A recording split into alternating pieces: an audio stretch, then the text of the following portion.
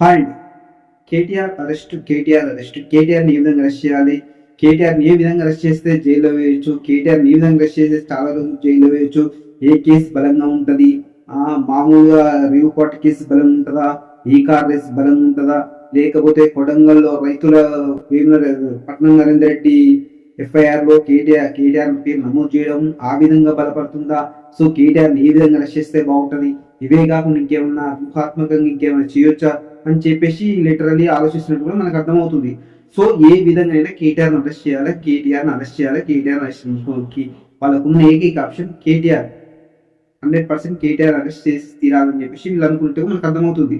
So మరి ఏ విధంగా arrest చేస్తే ఎక్కువ పోతుంది? సో మరి ఆయన చేసిన తప్పేంటి? అసలు నిజాలు చెప్తామని కొడంగల్ ఇష్యూకి కేటీఆర్కి ఎటువంటి సంబంధం లేదు. మనం మాట్లాడుకుంటే అక్కడ ఎవరున్నారు? కొడంగల్ రైతులు ఉన్నారు. ఆయన పట్నం నరేందర్ రెడ్డి కాల్ చేయడం జరిగింది. సో వాళ్ళు ఉన్నారు. యాక్చువల్ అక్కడ కేటీఆర్ లేడు. సో ఇక్కడ కేటీఆర్ అరెస్ట్ చేస్తే సో ఇక్కడ కొద్దిగా స్ట్రాంగ్ ఉంటుంది. సో దీంతో కేటీఆర్ అరెస్ట్ చేయొచ్చు, కేసు కొద్దిగా బలపడుతుంది అని చెప్పేసి లిటరలీ కూడా రేవంత్ రెడ్డి ఆలోచించడం మనకు అర్థమవుతుంది చూసుకుంటే కనుక. సో మరి ఈ విధంగా చేస్తే కాంగ్రెస్ పార్టీకి వచ్చే లాభం ఏంటంటే నాకు తెలిసినంత వరకు 0.1% రాదు. అంతా ఉట్టి భ్రమ, ఏదో అవుతుంది అనుకోవడం. కేటీఆర్ అరెస్ట్ చేస్తే కేటీఆర్ ఎందుకు అరెస్ట్ చేస్తారు? కేటీఆర్ చేసిన తప్పేంటి అని చెప్పేసి మనం అనుకుంటే ఇప్పుడు ఏ విధంగా అంటే ఇప్పుడు రేవంత్ రెడ్డిని అరెస్ట్ చేశారు మనకు బీఆర్ఎస్ గవర్నమెంట్ లో. సో ఏ విధంగా కూడా కేటీఆర్ కానీ కేసీఆర్ కానీ అరెస్ట్ అవ్వగానే ఎవరు కానీ ఒకరిని అరెస్ట్ చేయాలి అని చెప్పేసి రేవంత్ రెడ్డికి ప్రెజర్ ఉన్నట్టే కొంత సోషల్ మీడియాలో వస్తున్న సమాచారం. మరి ఆ విధంగానే మరి కేటీఆర్ అరెస్ట్ చేసినా అనుకుంటే మాత్రం ఇప్పుడు ఎలా అంటే నాకు తెలిసిన వరకు అయితే ప్రతిపక్షం కానీ అధికార పక్షం కానీ ప్రజల బాగోగులు చూసుకున్నానికి ఉపయోగపడాలని ఒకరి మీద ఒకరు కక్ష పెట్టుకోవడం, ఇంకొకరి మీద ఒకరు కక్ష పెట్టుకుని పెద్ద ఉయ్యేది ఏం లేదు నాకు తెలిసినంత వరకు అయితే. ఇప్పుడు కేటీఆర్ అరెస్ట్ చేస్తే ఏమొస్తుంది? పెద్ద ఏమీ యూజ్ ఉండదు. 0.1% కూడా యూజ్ ఉండదు నాకు తెలిసినంత వరకు అయితే. ఆయన చెప్పి నన్ను అరెస్ట్ చేసి చేసుకొని ధైర్యంగా ఉన్న 100% బొమ్మనేని సురేష్ మా పార్టీ ఓడే మాకు ఫోన్ చేసిండు. అవును, ఇప్పుడు ఎలా ఉంటాయంటే ప్రతిపక్షం ఉన్నప్పుడు అధికార పార్టీ ఎవరైనా తప్పులు చేస్తే ప్రతిపక్షం దగ్గరికే వస్తారు ఎవరైనా కూడా. అది ఉన్న ఫ్యాక్ట్. వీళ్ళు ఏం చేస్తారు? 5 గ్రామాల ప్రజలు మేము ఫార్మా కంపెనీకి ఏమని చెప్పేసి అంటే మా రేవంత్ రెడ్డి బ్రదర్స్ కావచ్చు, కొంతమంది ఆయన సింగర్ నర్సింగ్ ఎవరో నర్సింగ్ అంట బాగా చేస్తారు అని చెప్పేసి న్యూస్ బాగా వైరల్ అయింది. సో మరి మేమేం చేయాలి? మీరు ఏకుండా మేము బలవంతంగా ఆయన తీసుకున్నాం అని చెప్పేసి అంటారు. మరి మేమేం చేయాలి అని చెప్పేసి వీళ్ళు పట్నం నరేంద్ర రెడ్డి దగ్గరికి వెళ్ళడం జరిగింది. వాళ్ళకి కాల్ చేయండి. ఎవరైనా కామన్ ఇప్పుడు మనకు ఒకటి మంచి చేస్తారు అనుకుంటే వాళ్ళు మంచి చేయకుండా ఇంకో ఆల్టర్నేటివ్ ఇంకొకరిని చూసుకుంటారు ఎవరైనా కూడా. అంతేగాని చెప్పేసి కంపల్సరీ నువ్వే కావాలి, నువ్వే శ్రీరామరక్ష అని చెప్పేసి ఎవరు ఉండడు కదా. ఇక్కడ కూడా అదే జరిగింది. వీళ్ళ భూమి అన్యాయంగా అక్రమంగా లాక్కుంటారు అని చెప్పేసి అపోజిషన్ లీడర్ దగ్గరికి వెళ్ళడం జరిగింది. నాకు తెలిసిన ఇన్ఫర్మేషన్ ఏంటంటే పట్నం నరేంద్ర రెడ్డి అన్నప్పుడు చాలా మంది కూడా చేదోడు బాధడుకుంటాడు అని చెప్పేసి తెలిసిన ఇన్ఫర్మేషన్.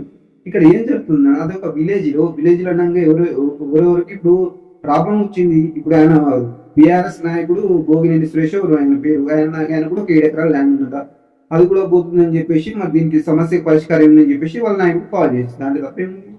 దాన్ని హైలైట్ చేసేసి దాంట్లో కేటీఆర్ పేరు యాడ్ చేసి అరెస్ట్ చేస్తాం, కేటీఆర్ అరెస్ట్ చేస్తారని చెప్పేసి ఈ సోకాల్ సోషల్ మీడియాకి ఏ ఫుటేజ్ అయినట్టుగా కొంతమంది ఉంటారు. ఎప్పటికి ఇదే న్యూస్. ఇప్పుడు కేటీఆర్ని ఏమంటారు, కేసీఆర్ని ఏమంటారు, ఎప్పుడు న్యూస్ స్ప్రెడ్ చేద్దాం అని చెప్పేసి గోతికాడ నక్కల కాచుకొని కూర్చుంటారు కొంతమంది. ఎక్కడన్నా చిన్న ఇన్ఫర్మేషన్ రాక దాన్ని పట్టుకొని పిప్పి చేస్తారు, పిలిచి పిప్పి చేస్తారు. వాళ్ళకి అదే ఫుటేజ్ కావాలి.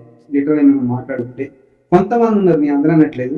అలా ఏం జరుగుతుంది, వాళ్ళ ప్రాబ్లం ఏమింది? ఇప్పుడు కొడంగల్ రైతులు ఎందుకు ఆందోళన చేస్తున్నారు? అసలు కలెక్టర్ పై దాడి చేయడానికి కారణాలు ఏంటి? ఎంఆర్ఓ పై దాడి చేయడానికి కారణాలు ఏంటి? అసలు ఆ విషయాలు తెలుసుకునే వారు ఏ ఒక్కరు కూడా వాళ్ళ దగ్గర పోయి వాళ్ళ ఇంటర్వ్యూ తీసుకుని దాఖలాలు లేవు. ఏమైంది ప్రాబ్లం? మీ ప్రాబ్లం ఏంది? మీరు ఎందుకు ఇలా చేస్తారు అని చెప్పేసి అడిగిన దాఖలాలు లేవు. ఇప్పుడు కనుక చూడండి, కలెక్టర్ పై దాడి, కేటీఆర్ వస్తాం, బీఆర్ఎస్ వస్తాం అని చెప్పేసి డబ్బాలు ఇప్పుడు ఎందుకంటే వాళ్ళ వ్యూవర్షిప్ వస్తుంది, వాళ్ళ రేటింగ్ వస్తుంది, వాళ్ళ వ్యూస్ వస్తాయి అని చెప్పేసి వాడుకోవడం తెప్పించి దానివల్ల వాళ్ళ కుడికి ఏమీ లేదు. నాకు తెలిసినంత వాళ్ళకి అయితే జరుగుతుంది. మరి ఇప్పుడు నిజంగానే మరి కేటీఆర్ తప్పు చేసిందా? ఇప్పుడు పట్టణాల్లో తప్పు చేసినా తప్పేం చేస్తారు వాళ్ళు? ఇప్పుడు అది వాళ్ళ విలేజ్ లో ఎలా ఉందంటే విలేజ్ లో వాతావరణం ఎలా ఉందంటే ఇప్పుడు మామూలుగా పార్టీలప్పుడు మీది ఆ పార్టీ నాది పార్టీ అని చెప్పేసి కుమ్ములాటలు ఉంటాయి, గొడవలు ఉంటాయి అని ఉంటాయి. వన్స్ పార్టీలు ఎప్పుడైతే ఎలక్షన్స్ ఎప్పుడైతే అయిపోతే మళ్ళీ అందరూ ఒకటే అయిపోతారు. మీరు వాళ్ళని పిలుచుకుంటూ వీళ్ళని వాళ్ళు పిలుచుకుంటారు. పార్టీలకు కావచ్చు, లేకపోతే ఫంక్షన్ కావచ్చు దేని కానీ వాళ్ళు వీళ్ళు పిలుస్తారు వీళ్ళు వాళ్ళు పిలుస్తారు. ఆ ఎలక్షన్ల వరకే మీరు ఆ పార్టీ మాది ఈ పార్టీ అని ఉంటాయి. వన్స్ ఎలక్షన్స్ అయిపోయినాక అందరూ సమానంగా ఉండరు. సో అక్కడ ఏమైతుందంటే అది ఒక ఊరు సమస్య మారింది. ఇక్కడ చూసుకుంటే అది ఒక బీఆర్ఎస్ పట్టణ సమస్య కాదు, ఒక భవన్ సురేష్ సమస్య కాదు, ఒక కాంగ్రెస్ వాళ్ళ సమస్య కాదు, ఒక బీజేపీ వాళ్ళ సమస్య కాదు, ఒక బీఆర్ఎస్ వాళ్ళ సమస్య, అది ఊరు సమస్య. సో ఇక్కడ ఊరు మొత్తం ఖాళీ చేయాల్సి వస్తుంది. చూసుకుంటే అక్కడ ఫార్మా కంపెనీకి ఊరు మొత్తం ఖాళీ చేయాల్సి వస్తుంది. సో అప్పుడు కూడా ఊరు మొత్తం ఏకమైతారు. ఒకరు ఫోన్ చేసుకుంటాడు, ఒకరు అడుగుతాడు ఏంది పరిస్థితి ఏంది ఏం చేద్దాం అని చెప్పేసి ఒకరికొకరు మాట్లాడుకుంటారు. అంత మాత్రం చేత ఇది బీఆర్ఎస్ చేపిస్తుంది అని చెప్పేసి ఒక పార్టీ కంటే అది ఎంతవరకు కరెక్ట్ అని చెప్పేసి లిటరల్లీ కూడా చాలా మంది ఇంటర్వ్యూలో కూడా చెప్పడం జరిగింది. కొంతమంది రైతులు ఇంటర్వ్యూ చేస్తే వాళ్ళు కూడా చెప్పడం జరిగింది. సో నాకు తెలిసినంత వరకు అయితే ఇప్పుడు ఒక సమస్య ఉన్నప్పుడు దాని పరిష్కారం ఏ విధంగా చూడాలి అనేది చూడాలి తప్పించి అసలు ఈ సమస్యకి ఏంది, సో దీనికి దీనికి ప్రతిపక్ష పాత్ర వహిస్తున్న బీఆర్ఎస్ దీని ముఖ్య కారణం, అది ఎలా అవుతుంది? బీఆర్ఎస్ కి పార్టీకి సంబంధం ఉంది, బీఆర్ఎస్ కి అలా గొడవకు సంబంధం ఉంది. అరే ఒక విలేజ్ అది, ఒక విలేజ్ అనంగా డిస్కషన్ చేస్తే ఎవరో ఒకరు నాయకుడు చెప్తారు. అది కామన్. అది ఎవరైనా కూడా ఇప్పుడు మనం ఉన్నాం సపోజ్ కి మనకి ఏదో ప్రాబ్లం వచ్చింది, మన ఇంట్లో చెప్పుకోమా. ఇప్పుడు సపోజ్ ఉన్నాం మనం ఎక్కడో ఎటో వెళ్తున్నాం, సరే ఎవరో అన్ఎక్స్పెక్టెడ్ ఎవరో పోలీసులు ఎవరో పట్టు ఏమంటారు మీకు తెలిసిన వాళ్ళకి కాల్ చేసుకుని చెప్తారు ఒక్కొక్కసారి. సో అప్పుడు ఏం చేస్తాం, మనకు తెలిసిన వాళ్ళకు మనకు సర్పంచ్కో ఉప సర్పంచ్కో లేకపోతే వార్డు మెంబర్కో ఎవరికో మనకు తెలిసిన వాళ్ళకి కాల్ చేస్తాం. సో ఇప్పుడు నేను కాల్ చేసినాక సర్పంచ్కి ఇంకా ఉప సర్పంచ్ అంటే దీంట్లో వాళ్ళు కూడా బాగుందని అర్థం. అది కాదు కదా. మనం ఏదో హెల్ప్ కోసం ఫోన్ చేసినాం, ఇట్లా ఉంది పరిస్థితి మరి ఏం చేయాలని చెప్పేసి మనం హెల్ప్ కోసం ఫోన్ చేసినట్టే ఇక్కడ నేను దొరికిన దానికి అక్కడ సర్పంచ్ ఒక సంబంధం ఉంటుందా? ఉండదు కదా. దేని లెక్కలు దానికి ఉంటుంది, దేని దానికి ఉంటుంది. కాబట్టి ఇక్కడ జరిగింది కూడా అదే. అక్కడ వాళ్ళు తీసుకుపోతారు, మరి దాడి చేసినప్పుడు మరి ఏమన్నా ఇన్సిడెంట్ ఏమన్నా ప్రాబ్లం వచ్చిందా లేకపోతే ఏమన్నా దీన్ని ఏ విధంగా డీల్ చేద్దామని చెప్పేసి మరి ఆయన మాజీ ఎమ్మెల్యే కాబట్టి ఆయన కాల్ చేయడం జరిగింది. సో దాన్ని వీళ్ళు నిర్దాక్షిణ్యంగా కేబీఆర్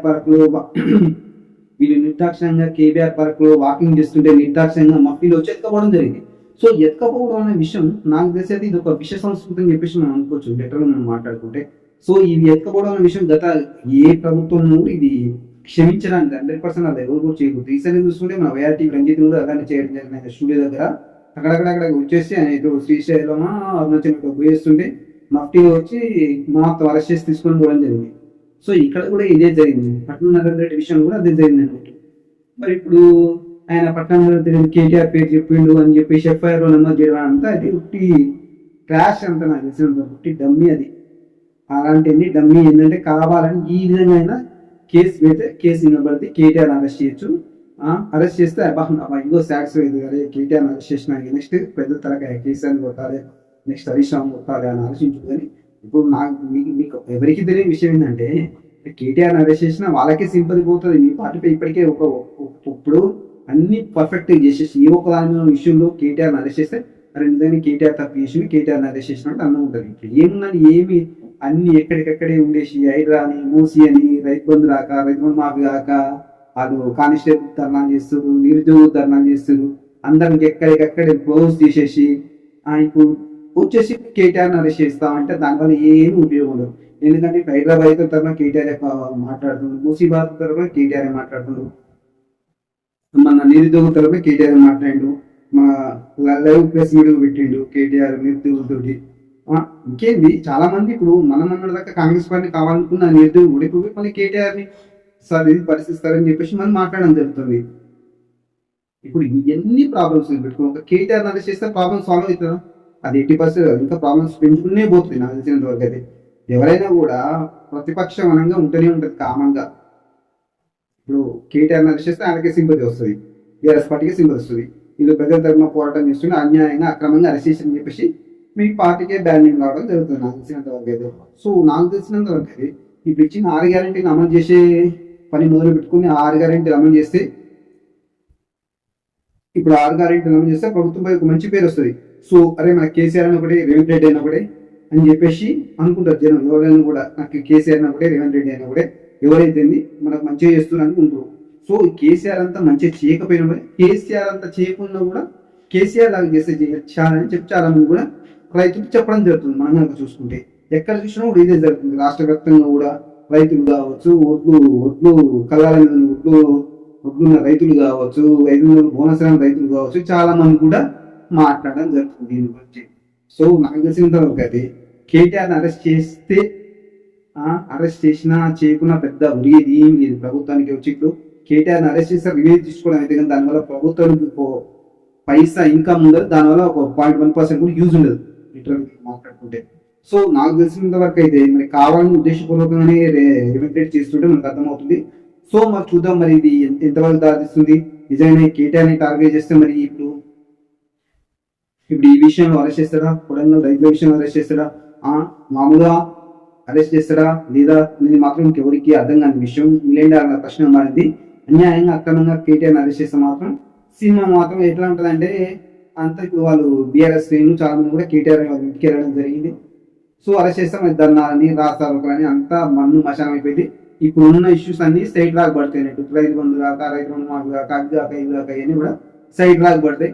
సో అలా కాలయాపన చేయడం జరుగుతుంది. ఆల్రెడీ కస్టడీలో తీసుకుంటూ తర్వాత ఏం జరుగుతుందని మాత్రం ఎవరికి అర్థం కాని విషయం. నాకు తెలిసినంత వరకు అయితే కేటీఆర్ అరెస్ట్ చేయడం అనేది ఏం యూజ్ ఉండదు. కావాలని ఉద్దేశపూర్వకంగా అరెస్ట్ చేయాలంటే మాత్రం మనం ఏం చేయలేని పరిస్థితి ఎవరు కూడా. ఎందుకంటే ఇప్పుడు కావాలని ఇప్పుడు ఎందుకంటే ఒక సీఎం హోదాలో ఉండి అరెస్ట్ చేయాలంటే ఏదో ఒక పెట్టి కూడా అరెస్ట్ చేయొచ్చు నాకు తెలిసినంత వరకు అయితే. సో మరి ఇది ఏం జరుగుతుందని మాత్రం ఎవరికి అర్థం కాని విషయం. రాష్ట్రం మొత్తం అలా కొలవని పరిస్థితి ఏర్పడుతుంది. ఒక పక్క దామగుండం అని చెప్పేసి రాడర్ స్టేషన్స్ అని చెప్పి అదని కూడా చెప్పేసి ఇంకా చాలా కూడా ఫార్మా అది ఇది అన్ని మన్ను మశానం అని చెప్పేసి చాలా సమస్యలు ఉన్నాయి చుట్టూ. ఇప్పుడు ఎట్లా అంటే చుట్టూ సమస్యలు ఉన్నాయి, మధ్యలో రేవంత్ రెడ్డి అని చెప్పేసి మనకు అర్థమవుతుంది. సో మరి వీటిని ఏ విధంగా డీల్ చేస్తారని మాత్రం మనం వేచి చూడాలి. Okay, thank you.